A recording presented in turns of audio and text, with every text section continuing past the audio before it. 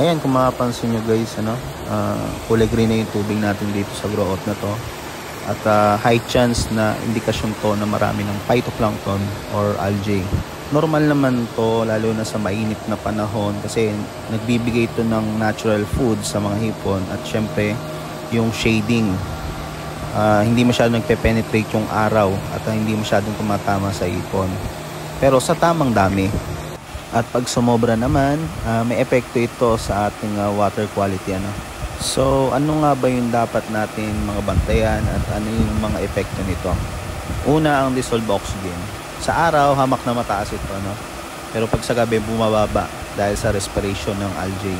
Lalo na sa madaling araw dahil ito ang critical low point. Matik, puyat ang mga person. Pangalawa, ang pH. Tumataas ang pH sa hapon dahil sa photosynthesis ng algae. 8.5 pataas na pH ay delikado na sa hipon. Pangatlo, ang ammonia levels. Ang mga deads na algae ay nabubulok at pwedeng maglabas ng ammonia. Pang-apat is water clarity.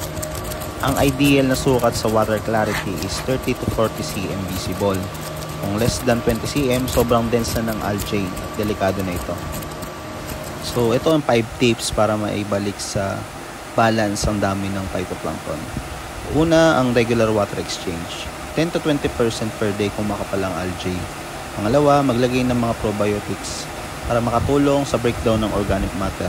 Pangatlo, control feeding para hindi lumala ang nutrient load. Pang-apat, aeration. Dagdagan kung mababa ang DO lalo na sa gabi. Pang-lima ay monitoring. Ito ay epektibo at mahalaga para maibalanse ang phytoplankton sa shrimp pond dahil hindi mo maayos ang hindi mo sinusukat.